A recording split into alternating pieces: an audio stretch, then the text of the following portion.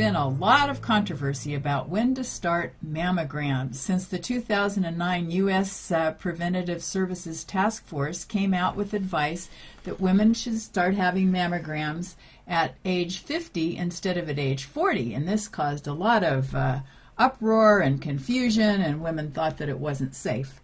So now tell us about the new preventative study about mammograms and when to get started with them. Well, this is interesting because these people from the University of Minnesota started looking at other factors than just taking people at large and including them all in one size fits all.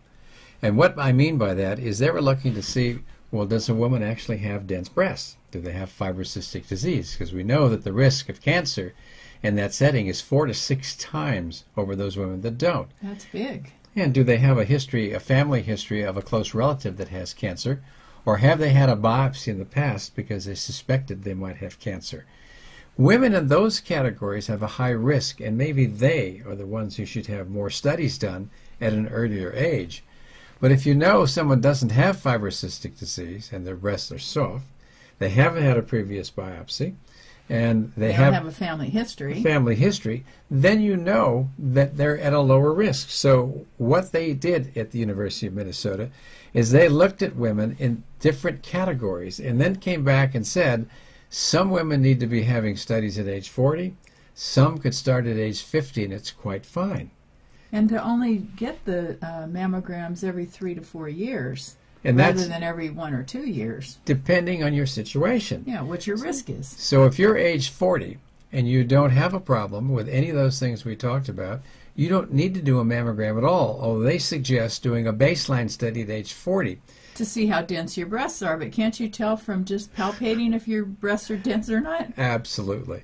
I know so many times when I've examined women's breasts, and they're very soft, they're easy to palpate, they're not large. I just kind of look at them and say, you know, you don't need a mammogram because common sense will tell you that there's nothing here. You don't have to worry about it. You can't feel it. And if you had just a lump that was a half a centimeter, you'd find it. But in women who have large breasts, who are fibrocystic, or all the other things we talked about, another story. And over the age of 50 to say 80, if you have breasts that don't have all those characteristics again, and you're that low-risk group, you could do a mammogram, according to these people from the University of Minnesota, maybe just every 3 or 4 years. But you know, I think it's good to look at a little of the data about the mammograms because they only save 1 life out of 8,000 mammograms that are done. If you're in the low-risk category. That's and there's right. 17 false positives out of every 100, so that's like 1,360 people that false will have positives out of that same 8,000 number. That's right. So these people are having needless problems with additional biopsies, sometimes surgeries to do excisional biopsies, and all the worry that goes with, do I have breast cancer? So, plus they're getting the radiation that they don't need from the mammograms. So how many women are getting breast cancer from the mammograms? Do we know the numbers on that? Yes, about 1 in 1,200 women who do mammograms is going to have a breast cancer from that. So you're looking at causing more cancers than you would be saving in this low-risk group. So what they've come up with is a common-sense approach that says, you don't need to be so aggressive. It's not one size fits all. You have to be a doctor who's thinking for himself or herself to look at and see when is it necessary and when isn't it. And to have the data now to back you up really should change the way we go about our screening for women who have different categories of risk for breast cancer.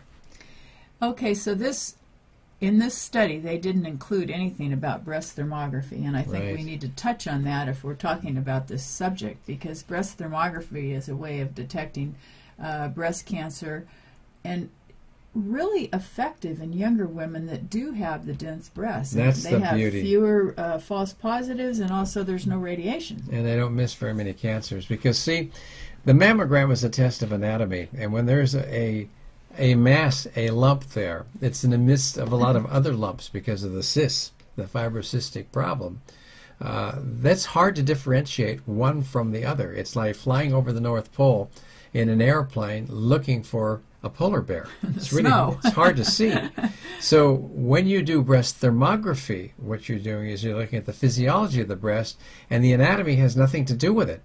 So whether you're fibrocystic or you're not fibrocystic doesn't make any difference. What we're looking at is heat differentials, because cancers have a lot of blood flow and they have a lot of heat, and they're easy to pick up that way.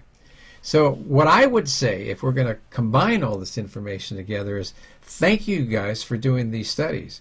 We knew all along that doing a mammogram at age 40 across the board for everybody wasn't a good idea.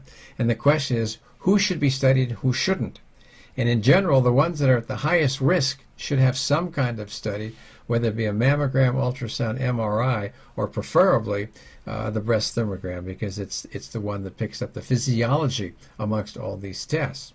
One thing I'd like to throw out here that was not included in the study was women that have the BRCA1 and 2 genes. Well, that's different. Those you have to do testing, but you certainly would not want to do a mammogram in that setting. The radiation might be just enough to tip them over. The radiation is enough to tip you over from that. We know that if someone who has the BRCA gene defect has only a chest x-ray before age 20, that the risk for developing a cancer goes up 250%.